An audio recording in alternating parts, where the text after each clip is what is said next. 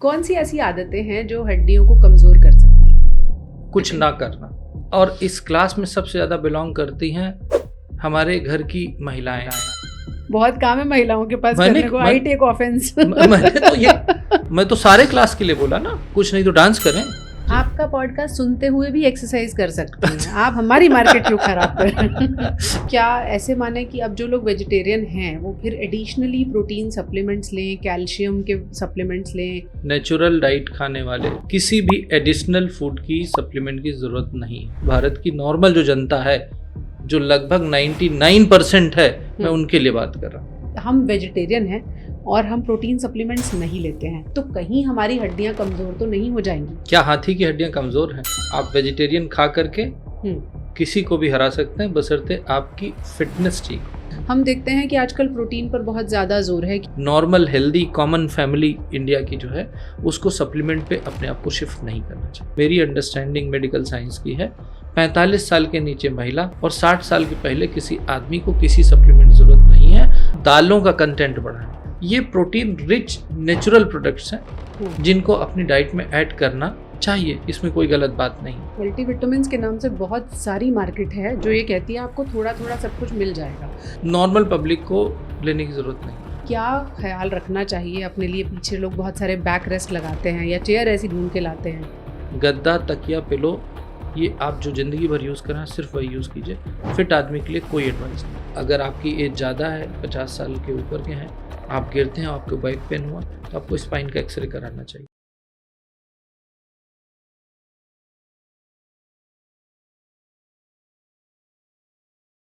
क्या ज़्यादा चलने से हड्डियां कमज़ोर हो जाती हैं? क्या हड्डियों की सेहत खाने पीने पर निर्भर करती है? क्या मल्टीविटामिन्स ही हड्डियों को मजबूती दे सकते हैं? क्या जो लोग प्रोटीन सप्लीमेंट्स नहीं लेते उनकी हड्डियां कमज़ोर रह जाती हैं? ऐसे बहुत सारे सवाल हमारे पास आए हैं और आज हम उन्हीं के जवाब लेकर आए हैं। हमारे साथ डॉक्टर कौशलकांत मिश्रा हैं जो कि डायरेक्टर हैं, जॉइंट रिप्लेसमेंट में महारत हासिल करते हैं और इस वक्त फोर्टिस एस्कॉर्ट्स हॉस्पिटल दिल्ली से जुड़े हुए हैं। बहुत बहुत स्वागत है डॉक्टर साहब। आप ही के पॉडकास्ट में बहुत सारे सवाल ऐसे लोगों के आए कि हम वेजिटेरियन हैं और हम प्रोटीन सप्लीमेंट्स नहीं लेते हैं। आप बार बार ऐसा कहते हैं कि प्रोटीन सप्लीमेंट्स नहीं लेने हैं, तो कहीं हमारी हड्डियां कमज़ोर तो नहीं हो जाएंगी? क्या हाथी की हड्डियां कमज़ोर हैं? अब हाथी और इंसान में उससे मजबूत कोई जानवर नहीं। तो खाना तो एक है ना। आदमी अगर वेजिटेरियन है और हाथी अगर वेजिटेरियन है, तो अगर हाथी की हड्डी सबसे मजबूत है दुनिया में, तो आदमी की कमज़ोर होगी या आदमी के दिमाग का फितूर है। आप वेजिटेरियन खा करके किसी को भी हरा सकते हैं, बशर्ते आपकी फिटनेस ठीक हो।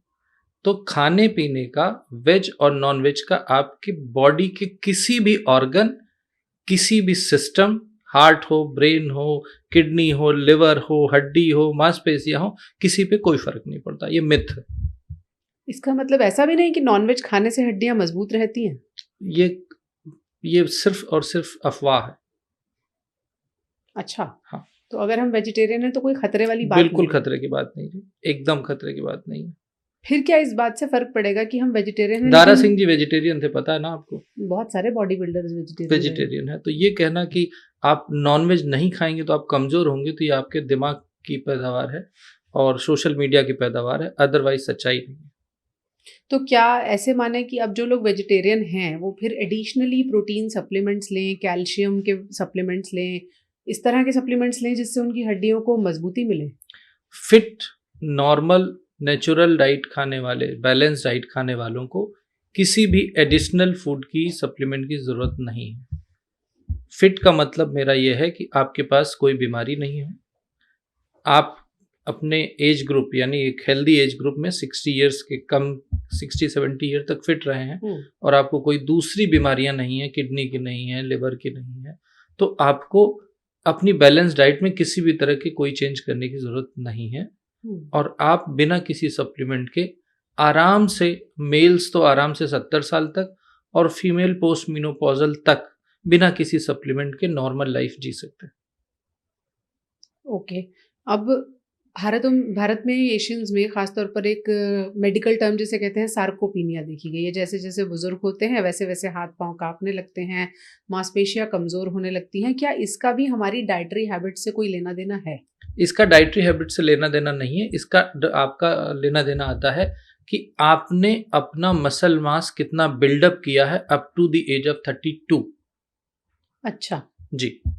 नॉर्मली जब बच्चा पैदा होता है, यानी पेट के अंदर से लेकर के 18 साल तक या 21 साल तक की कहें, जब बोन की मैच्योरिटी कंप्लीट हो जाती है, उस समय से लेकर के 18 से लेके 32 साल तक आपके बैंक में डिपॉजिट का स्कोप रहता है।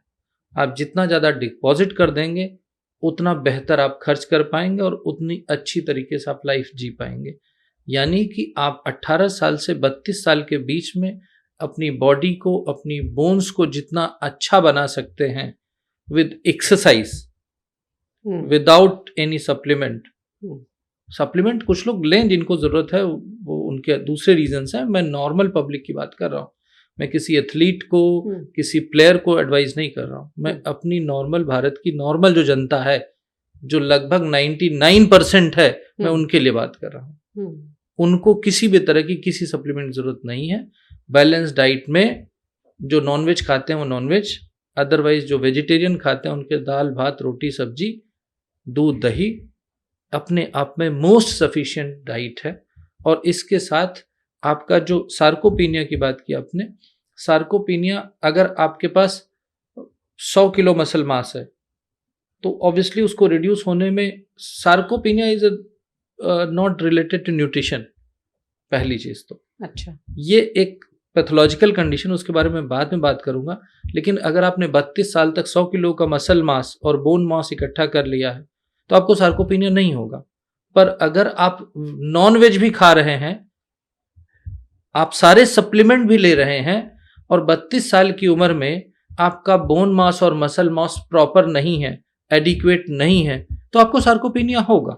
तो अब अगर इसको आसान भाषा में हम लोगों को समझाएं, जैसे आपने कहा 18 से 32 साल की वो उम्र है जिसमें आप अपना डिपॉजिट बनाइए, वो डिपॉजिट कैसे बनेगा और वो मसल मास कैसे आएगा? दूसरा आपने कहा 100 किलो का मसल मास, तो क्या लोग ये समझें कि 100 किलो वजन चाहिए उसके लिए? नहीं, आप जितना अच्छा खाएंगे, जितना बैलेंस खाएंगे उसका ही रोल है, सप्लीमेंट का कोई रोल नहीं है।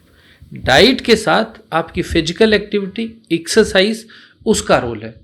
आपका फिक्स डिपॉजिट आपकी डाइट प्लस आपकी फिजिकल एक्टिविटी है, आपकी फिटनेस है।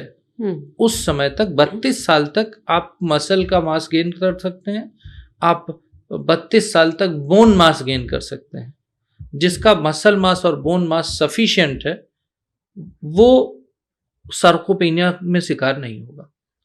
अब आम लोगों को कैसे समझाएं कि ये मसल मास और बोन मास अच्छा करने के लिए उन्हें किस तरह की डाइट और किस तरह की एक्सरसाइज करनी चाहिए? मैंने जैसा बोला कि नॉर्मल खाना जो घर में खाते हैं, हेल्दी खाना, सिर्फ वही खाना है। सब में आपने, आपका फोकस सप्लीमेंट के ऊपर, तो मैं बड़ा क्लियर कट बता रहा हूँ, सप्लीमेंट का कोई रोल नहीं है। ठीक बात है। आप फिजिकल एक्टिविटी कीजिए, एक्सरसाइज कीजिए, और जो लोग मैनुअल वर्कर होते हैं उनका मसल मास अच्छा होता है, उनका बोन मास अच्छा होता है, तो क्या वो सप्लीमेंट खाते हैं? नहीं खाते, उनको सप्लीमेंट मिलता ही नहीं है। तो इस हिसाब से चले तो बेचारे उनको सबको सार्कोपीनिया हो जाना चाहिए? No, not at all. तो मसल मास के लिए और बोन मास के लिए आपकी फिजिकल एक्टिविटी, और जितनी ज्यादा फिजिकल एक्टिविटी होगी आपकी डाइट से उतनी डिमांड बढ़ेगी, डाइटरी डिमांड बढ़ेगी और उतना ज्यादा बॉडी अब्जॉर्ब करेगी।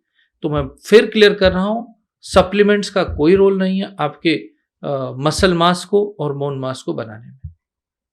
आपने जैसे मैनुअल वर्कर्स का एग्जांपल दिया, इसका मतलब ये है कि जो लोग शारीरिक मेहनत ज़्यादा करते हैं, या सिर्फ रनिंग और जॉगिंग को भी हम एक्सरसाइज में मान के ये मान लें कि उससे मसल मास और बोन मास डेवलप हो जाएगा?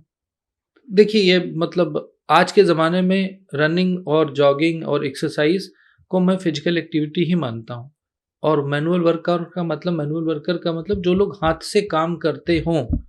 एक प्रोफेशनल जो कंप्यूटर पे हमेशा काम कर रहा है, दूसरा प्रोफेशनल जो आपका मैनुअल काम कर रहा है, तो उसमें मैनुअल वाले का मसल मास और बोन मास ज़्यादा अच्छा होगा एज कम्पेयर टू एक कंप्यूटर पे बैठने वाले का। It's related to type of work, not to a class of person. Okay. अब डाइट की बात, जैसे आपने कहा दाल सब्जी रोटी जो खाना घर में बनता है, दूध दही, ये आपके लिए सफिशिएंट है। हम देखते हैं कि आजकल प्रोटीन पर बहुत ज़्यादा जोर है कि आपके खाने में दिन भर में प्रोटीन होना बहुत ज़रूरी है। आप कहीं से चने ऐड कीजिए या सोयाबीन ऐड कीजिए, स्पेशली अगर आप वेजिटेरियन हैं तो आपको प्रोटीन की कमी हो सकती है। तो क्या इन चीज़ों को रोज़ कॉन्शियसली लोगों को अपनी डाइट में ऐड करना चाहिए? देखिए, चना खाना में बुराई नहीं है, अच्छी बात है, लेकिन आप इस मान के चलें कि नहीं जी ये प्रोटीन कम है इसलिए खाएँ, मतलब आपको चने खाने चाहिए। वेजिटेरियन है, हेल्दी है, नॉन वेजिटेरियन भी जो लोग खा रहे हैं खाएँ, लेकिन वो मतलब आपकी प्रोटीन रिक्वायरमेंट के लिए मैंडेटरी हो ऐसा ज़रूरी नहीं है। अच्छा। हाँ, आपका नॉर्मल आप जैसे आपने चने की बात स्पेसिफिक की, चने, राजमा, सोयाबीन हाँ, खास तौर पर कहा जाता है कि इसे ऐड करें। वो इसलिए कहा जाता है क्योंकि आप दालों का कंटेंट बढ़ाएं। हम्म। दाल में चने की दाल होगी, राजमा में प्रोटीन होगा, ये प्रोटीन रिच नेचुरल प्रोडक्ट्स हैं जिनको अपनी डाइट में ऐड करना चाहिए, इसमें कोई गलत बात नहीं है। और दूध दही से हमें क्या मिलता है? हमें कैल्शियम मिलता है, और दूध अपने आप में कंप्लीट बैलेंस डाइट है। कंप्लीट बैलेंस डाइट दूध है। दुनिया में एक ही चीज ऐसी है जो कंप्लीट बैलेंस डाइट है, वो दूध है। अदरवाइज आप सोचिए कि जब बच्चा पैदा होता है तो 6 महीने तक, अब डॉक्टर कहते हैं, और पहले 1 साल तक माना जाता था कि बच्चे को दूध के अलावा कुछ नहीं देना, पानी भी नहीं देना है, और बच्चा उसमें सबसे तेजी से ग्रो करता है, सबसे ज्यादा डेवलपमेंट। अपने 2.5 किलो 3 किलो का पैदा होता है और 6 महीने वो कम से कम 6 किलो का 7 किलो का हो जाता है, अपने टोटल बॉडी वेट का डबल हो जाता है। तो उससे अच्छी बैलेंस डाइट तो कोई हो ही नहीं सकती ना। तो natural balance diet is milk, तो इसलिए मिल्क को लेना चाहिए, और जितना कम से कम नॉर्मल हेल्दी आदमी, normal healthy common family India की जो है, उसको सप्लीमेंट पे अपने आप को शिफ्ट नहीं करना चाहिए। ओके, अब इसी से जुड़ा हुआ एक सवाल ये पूछ लेती हूँ, फिर किन लोगों को सप्लीमेंट्स की ज़रूरत है? अगर हम एथलीट्स और प्लेयर्स को छोड़ दें तो क्या कोई डेफिशिएंसी होगी या कोई मेडिकल इंडिकेशन होगी जो बताएगी कि इसे सप्लीमेंट लेना पड़ सकता है, या आप खुद रेकमेंड करें? मुझे नहीं लगता कोई ऐसा ग्रुप है, until unless it is indicated by some doctor और फिजिशियन। वो कौन सी कंडीशंस होती है जिसमें फिर आप लोग रिकमेंड करते हैं? जैसे कि न्यूट्रिशनल एनीमिया होती है, न्यूट्रिशन जिन घरों वो जिस क्लास को ये वीडियो मिलेगा शायद वो क्लास उससे सफ़र नहीं करता। जो गरीब लोग होते हैं, जिनको खाने में दिक्कत होती है, जो प्रॉपर न्यूट्रिशन डाइट नहीं खा पाते हैं, बैलेंस डाइट जिनको नहीं मिल पाती है, उन लोगों को एडिशनल सप्लीमेंट की ज़रूरत या नेचुरल सोर्सेज की ज़रूरत होती है।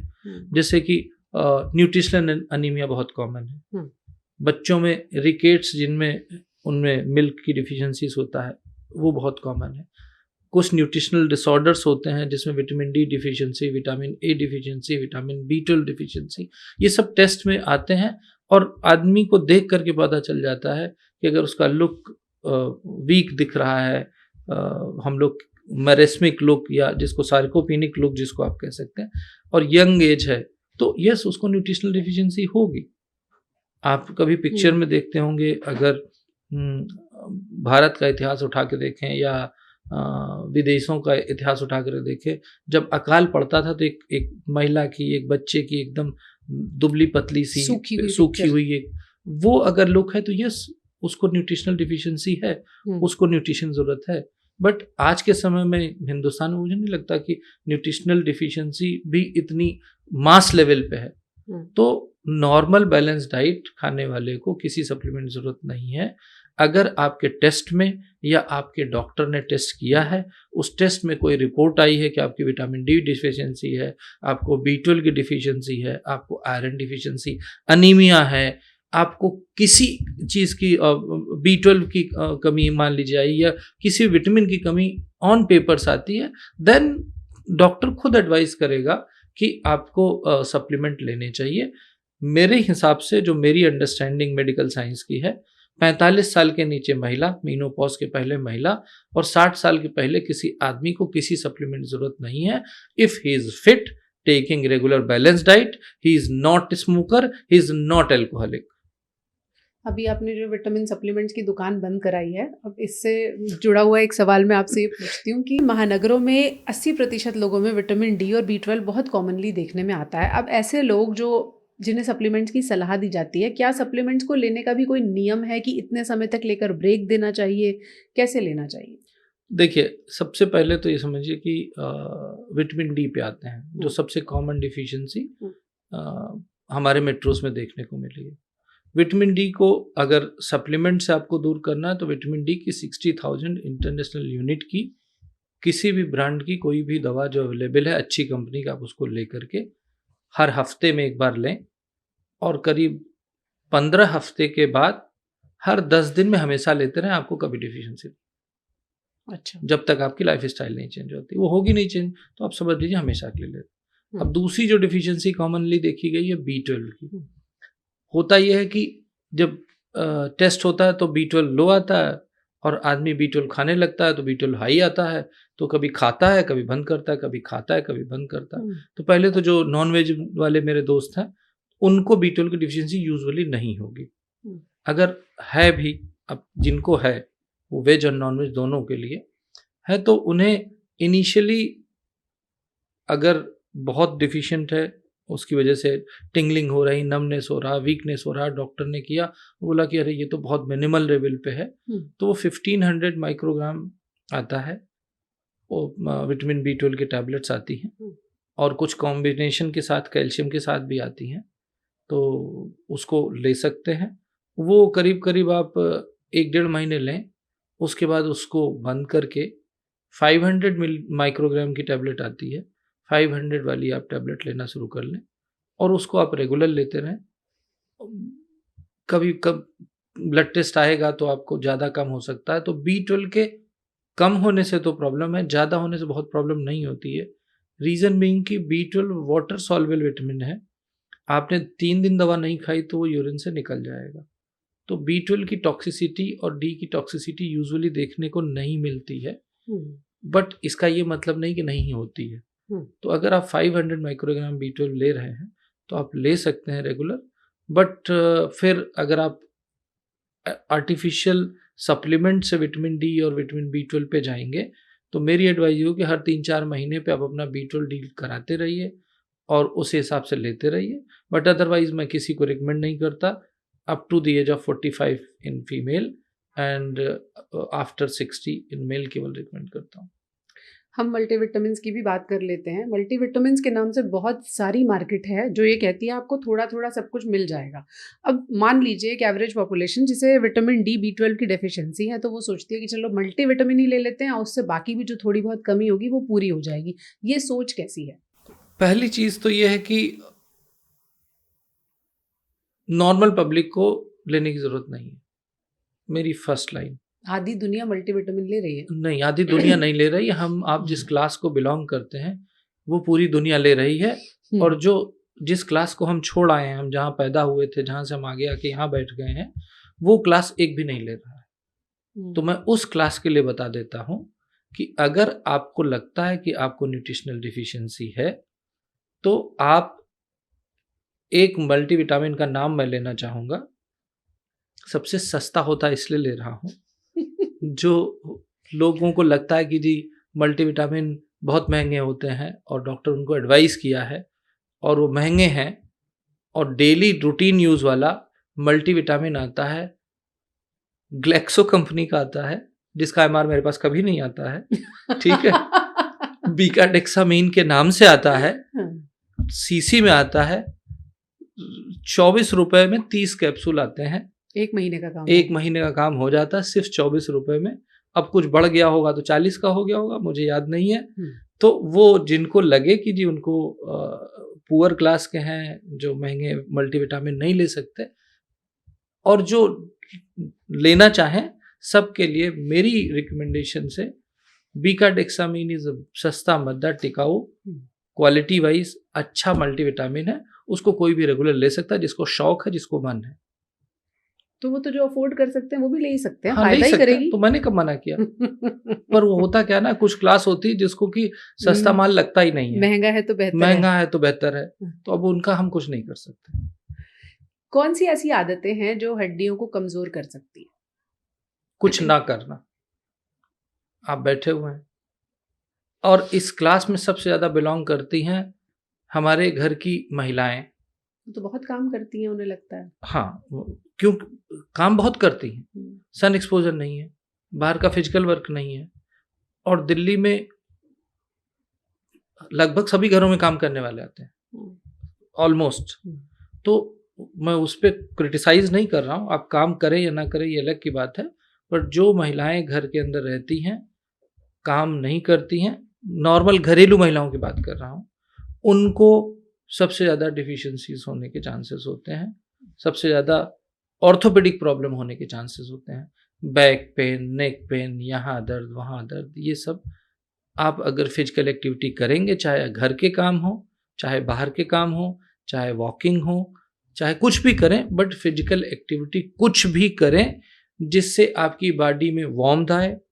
आपको अगर स्वेटिंग होती है तो बहुत अच्छा है कुछ भी करने से, कुछ नहीं तो डांस करें, कुछ नहीं तो स्किपिंग करें, आपके पास सारी फैसिलिटी अवेलेबल है, नौकर चाकर सब लगे हुए हैं, डांस करिए ना, कुछ नहीं है करने को, नाचिए नाचिए, डांस लगाइए और करिए, रोज करिए। बहुत काम है महिलाओं के पास करने को। I take offence. मैं तो ये कह रहा हूँ कि मतलब मैं तो सारे क्लास के लिए बोला ना जी, मैंने सारे क्लास के लिए बोला। ये बात सच है, महिलाओं को ये लगता है कि वो दिन भर घर में बिजी रहती हैं और किचन में काम करती हैं तो उन्होंने बहुत काम कर लिया। हाँ, पर ये सोच उनकी सेहत को नुकसान पहुंचाती है। तो ये आदतें तो महिलाओं की हड्डियां खराब तो करें। सबसे इन जनरल मैं ये कहना चाहूंगा कि अगर आप घर पे हैं, ऑलरेडी आप मोबाइल पे मेरा वीडियो देख रही हैं, उसकी बेहतर है कि आप योगा का कोई अच्छे से, मुझे मालूम नहीं है, मैं देख नहीं पाता हूँ, तो जो कोई भी योगा के एक्सरसाइज के वीडियोस देखिए और घर में कुछ करने की कोशिश कीजिए। आपका पॉडकास्ट सुनते हुए भी एक्सरसाइज कर सकते हैं आप, हमारी मार्केट क्यों खराब कर रहे हैं?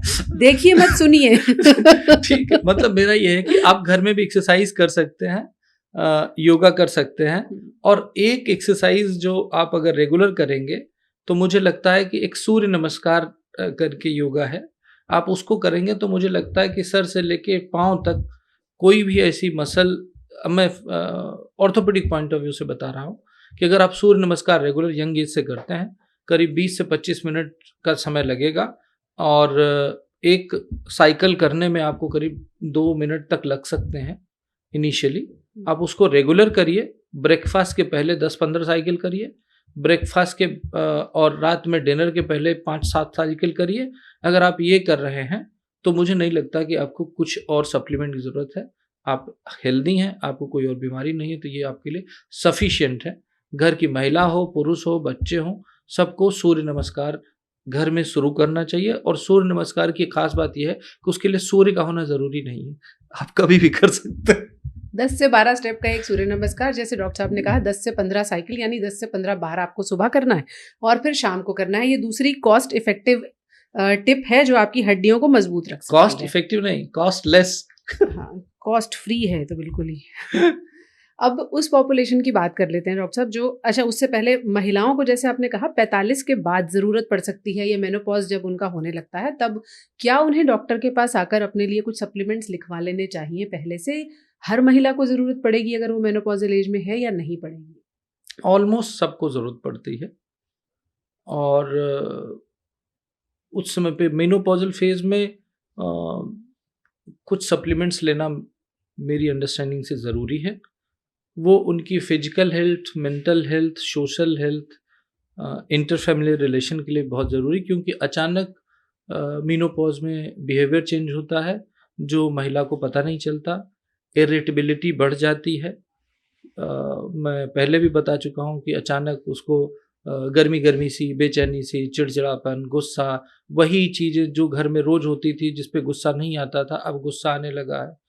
अब आपके पार्टनर को, घर वालों को लगता पता नहीं क्या पागल हो गई है, क्या हो गया इसको, क्यों इतना सेंसिटिव हो गई है। तो ये जो सेंसिटिविटी है ये सबको समझनी पड़ेगी। ये सेंसिटिविटी उसकी नहीं है, ये हार्मोन डिफिशिएंसी की है, जिसकी वजह से आप सोचिए एक लड़की जो अब तो 9 साल से एक हार्मोन के साथ जी रही है और 45 साल पे पहुँचते पहुँचते वो हार्मोन धीरे धीरे धीरे कम होता है और एक लिमिट पे जाके 0 हो जाता है। आप किसी चीज़ का नशा रोज कर रहे हैं और वो एकदम कम हो जाए तो एक बेचैनी, चिड़चिड़ापन, बॉडी की एडेप्टेबिलिटी, और ये पूरे सिस्टम में, it's not about bone, it's not about muscle, it's mainly mental, it's psychological. तो उसके लिए बेहतर है कि कोई भी लेडी मेनोपॉज की तरफ जा रही है, और ऐसा नहीं होता कि एक डिफिनीशन और बता दूं, मेनोपॉज का मतलब ये नहीं है कि आज से आपका पीरियड नहीं हुआ तो ये मेनोपॉज है। No, that is a peak of menopause. Hmm, जिस दिन आपके पीरियड्स बंद हुए हैं वो आपका पीक ऑफ द मेनोपॉज है। उसके 1.5-2-3 साल पहले से वो शुरू होता है और 1.5-2-3 साल तक चलता रहता है। तो ये वो पीरियड है। ये वो पीरियड है। 3 साल से लेके 7 साल तक मेनोपॉज के सिम्टम्स आ सकते हैं। तो कोई भी लेडी, अगर हम एक 45 ईयर्स को मान लेते हैं कि जिस पे मेनोपॉज होता है, और अगर कोई लेडी जो सुन रही है और उसकी एज करीब 41-42 साल है और अचानक उसको थकान सा, फटीक सा लग रहा है, इरिटेबिलिटी बढ़ रही है, अचानक कभी कभी गर्मी लगता है, ठंड में भी उसको पसीने आने लगे हैं, तो वो समझ ले कि उसको मेनोपॉज के सिम्टम हो रहे हैं। 2 पीरियड चल रहा है। ओके, तो उसके लिए वो कुछ सप्लीमेंट्स के लिए अपनी गायनेकोलॉजिस्ट, फिजिशियन के पास जा सकती है। वो उनको 2-3 सप्लीमेंट्स लिखेंगे और घर में सबको ये मालूम होना चाहिए कि इसलिए हो रहा है। और ये फेज 3 से 5 साल तक चलती है, 90% लोगों में ख़त्म हो जाती है। तो उस समय उनको सप्लीमेंट्स ज़रूरत होती है। बीइंग ऑर्थोपेडिक सर्जन, मेरे पास आने वाली लगभग जो भी मेनोपॉज या मिडिल एज की महिलाएं, मैं सबको लिखता हूँ। और वो पहले उन्हें समझ में नहीं आता है, पर बाद में वो आके कहते हैं कि नहीं, उस दवा से बहुत फ़ायदा हो, जबकि वो दवा नहीं है, वो सिंपल सप्लीमेंट्स हैं। मैं सबकी बेहतरी के लिए बता देता हूँ मैं क्या लिखता हूँ। ब्रांड एम्बेसडर नहीं हूँ मैं किसी कंपनी का। मैं यूजुअली बी लॉन्ग एफ लिखता हूँ, सेलकल आइसो लिखता हूँ, या बायो D3 फेम लिखता हूँ, और एक विटामिन डी वीकली लिखता हूँ। जो मुझे सुन रहे हैं वो समझ लें।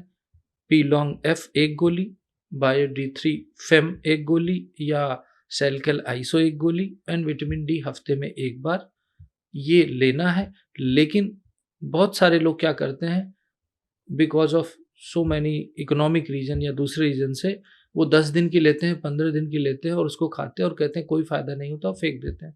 तो मैं बड़ा क्लियर बता रहा हूँ, अगर आप 10-15 दिन की लेंगे तो कोई पेन किलर मेडिसिन नहीं है कि आपके पेन को ख़त्म करे। इट्स डिजीज़ मॉडिफाइंग एजेंट, या कहें आपके मेनोपॉज मॉडिफाइंग एजेंट्स हैं, जिसके लिए लॉन्ग टर्म ट्रीटमेंट ज़रूरत पड़ेगी। आप अगर इसको लेना शुरू कर रहे हैं तो 3-4 महीने में तो आपका इसके पॉजिटिव इफेक्ट नज़र आएंगे। उसके बाद आप रेगुलर लेते रहें। आप ऐसा करें तो आपको ज़्यादा फायदा होगा। 3 से 6 महीने या साल भर लगातार लेते रहने में कोई दिक्कत नहीं है। ये जो 4 दवाएं आपने बताई, ये क्या हैं, ये भी अगर आप थोड़ा सा एक्सप्लेन करें। जैसे मैं बीइंग ऑर्थोपेडिक सर्जन, बहुत नाम होंगे मुझे नहीं मालूम। शेल्कल आइसो इसलिए बोल रहा हूँ क्योंकि उसमें कैल्शियम भी है, रूटीन रिक्वायरमेंट वाला, विटामिन डी भी है, डेली डोजिंग वाला, और B12 भी। इसी बायो D3 फेम एक आती है, उसमें भी यही तीनों चीज़ें हैं। बी लॉन्ग एफ में vitamin B6 and folic acid का कॉम्बिनेशन है, और vitamin D600 IU international unit जो वीकली लेना है वो आपको लेना है। और अगर किसी की को लगता है कि उसका B12 बहुत बढ़ गया है या विटामिन डी बढ़ गया है, तो वीकली लेने के बजाय 10 दिन पे लेने लगे, और आपका जो शेल्कल आइसो है उसको अल्टरनेट डे कर दे। डोज आप अपने हिसाब से कम भी अपने आप से हिसाब से मॉडिफाई कर सकते हैं, बट इसमें लॉन्ग टर्म की ज़रूरत है ट्रीटमेंट की, ना कि शॉर्ट टर्म डोजेस की ज़रूरत है।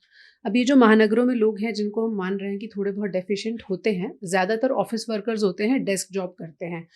हमने देखा है आजकल बहुत अर्गोनॉमिकली डिज़ाइंड चेयर्स और कुशन्स का कल्चर है। क्या ये फ़ायदा करते हैं, और जो लोग ये ले रहे हैं उन्हें क्या ख्याल रखना चाहिए अपने लिए? पीछे लोग बहुत सारे बैक रेस्ट लगाते हैं या चेयर ऐसी ढूंढ के लाते हैं। ये वो चीज़ें हैं जैसे किसी लड़के को सिगरेट शुरू में पिलाई जाती है कि पी ले, थोड़ा मज़ा आएगा, और फिर उसको आदत पड़ जाती है। तो ये आपके बॉडी के लिए जितनी भी ये मॉडिफिकेशंस वाले चेयर्स, कुशन्स अवेलेबल हैं, अगर आप फैशन के लिए लगा रहे हैं तो आप उस पर अपने आप को डिपेंडेंट कर रहे हैं। आपका किसी न किसी ग्रुप की मसल्स को कोई न कोई नुकसान होगा और वीकनेस होगी, और वो परमानेंट आप उस पर डिपेंडेंट हो जाएंगे।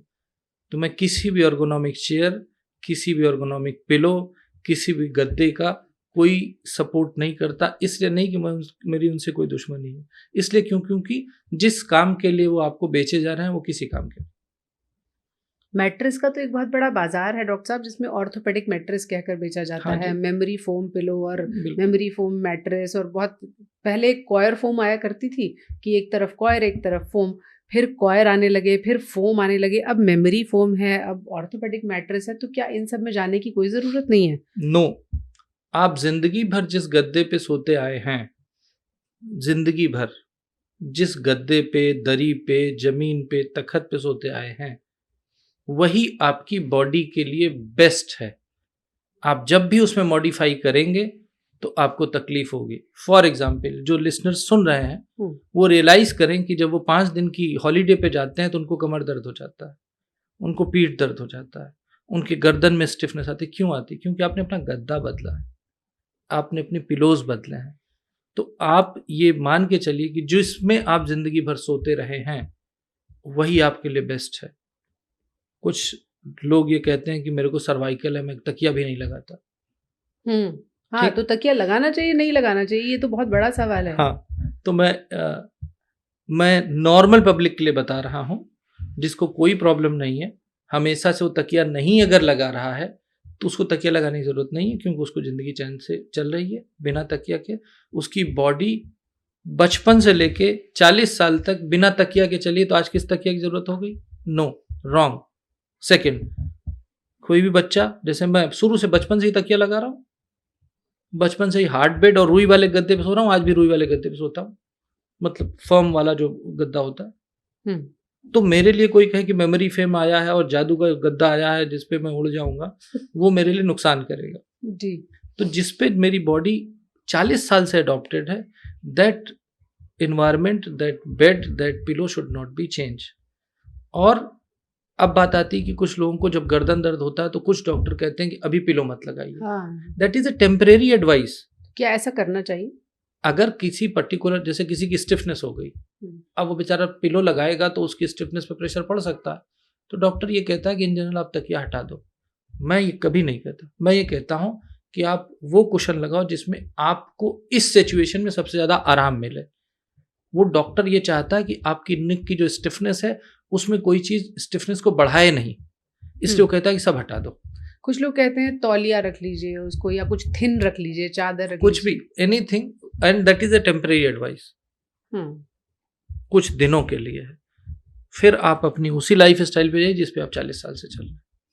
खासतौर पर डॉक्टर साहब, जब लोगों को बहुत बैक पेन रहने लगता है या कोई दिक्कत आने लगती है, तब उन्हें एडवाइस की जाती है कई बार कि आप ऐसा गद्दा ले आइए या अपने गद्दे बदल लीजिए। तो अगर कोई मेडिकल कंडीशन है उसमें भी ऐसा कोई खास डिजाइंड गद्दा लेने की जरूरत नहीं है क्या? हाँ, अगर आप परमानेंट बेड रिडन हो गए हैं, आपको किसी वजह से स्ट्रोक आ गया है, आपको पैरालिसिस हो गई है, आपको वीकनेस आ गई बॉडी में जिसकी वजह से आपको परमानेंट बेड पे रहना है, तो एयर मैट्रेस मैं भी एडवाइस करता हूँ। बट अदरवाइज गद्दा, तकिया, पिलो, ये आप जो जिंदगी भर यूज करें सिर्फ वही यूज कीजिए। फिट आदमी के लिए कोई एडवाइस नहीं।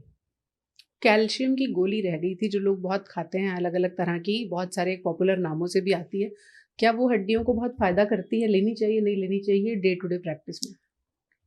किसी भी फिट आदमी को कैल्शियम की जरूरत नहीं है, उसकी डाइट से उसको मिल जाता है।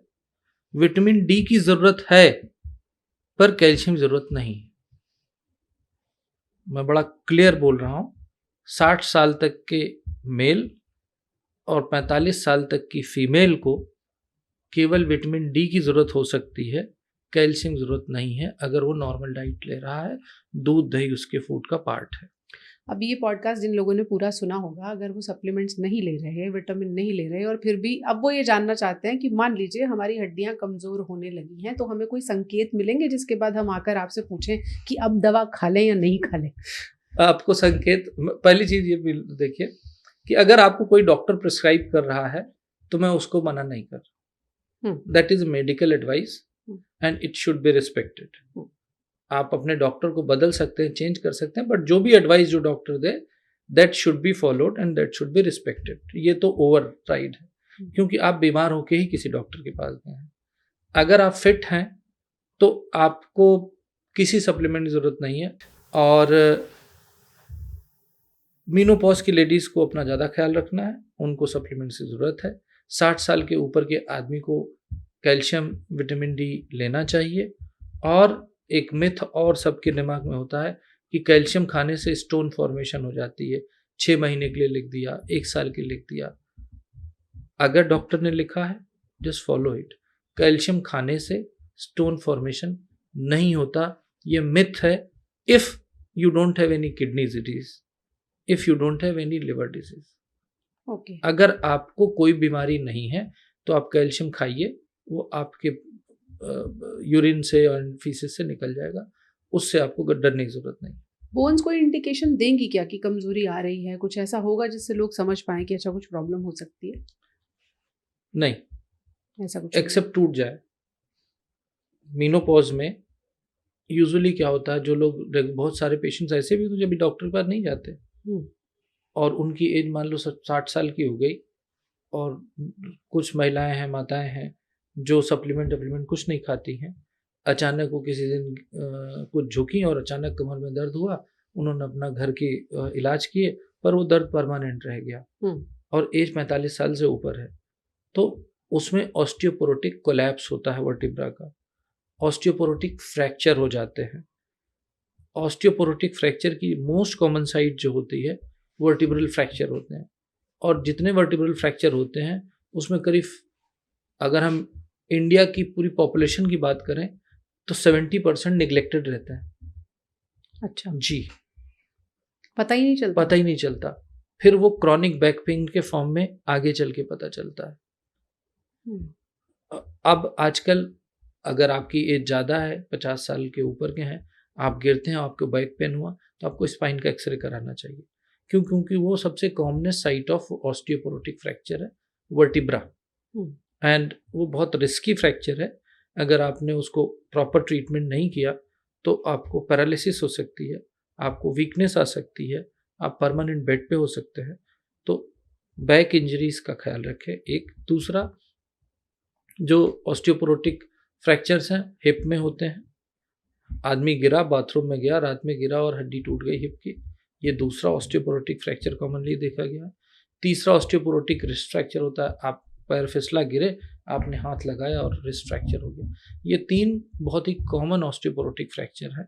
तो अगर कोई भी फॉल है और आपको पेन है, सिग्निफिकेंट पेन है, आपको एक्सरे कराना चाहिए। इन ऑर्थोपेडिक्स हमें ये पढ़ाया जाता है, every injury is a fracture until proven otherwise.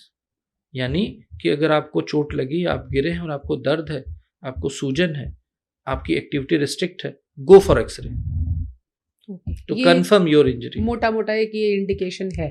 महिलाओं में ज्यादा खतरा है? महिलाओं में चूंकि ऑस्टियोपोरोसिस पहले से सेट इन हो जाती है, उनका bone mass, muscle mass at the age of 32 उतना अच्छा नहीं होता है, इसलिए, और हार्मोन्स विड्रॉल होता है मेनोपॉज में। तो ये 3 रीज़न होते हैं जिसकी वजह से फीमेल्स में bone fracture, bone deformity, musculoskeletal disorder, deformity का खतरा फीमेल्स में एज कंपेयर टू मेल्स ज़्यादा होता है। तो आज हमने आपको मोटे तौर पर सम अप करके ये बताने की कोशिश की है कि अगर आपको सप्लीमेंट्स या कोई भी मल्टीविटामिन, किसी भी तरह की ऐसी कोई गोली किसी डॉक्टर की तरफ से एडवाइस नहीं की गई है, तो सोशल मीडिया पर चल रहे विज्ञापनों के झांसे में आने की कोई ज़रूरत नहीं है। आपकी बॉडी आपको इंडिकेट करेगी। फिर भी कोई खतरा हो तो साल में एक बार प्रिवेंटिव हेल्थ चेकअप कराने में कोई बुराई नहीं है। आपको अपने लेवल्स नज़र आ जाएंगे। डॉक्टर्स बहुत दूर नहीं होते हैं।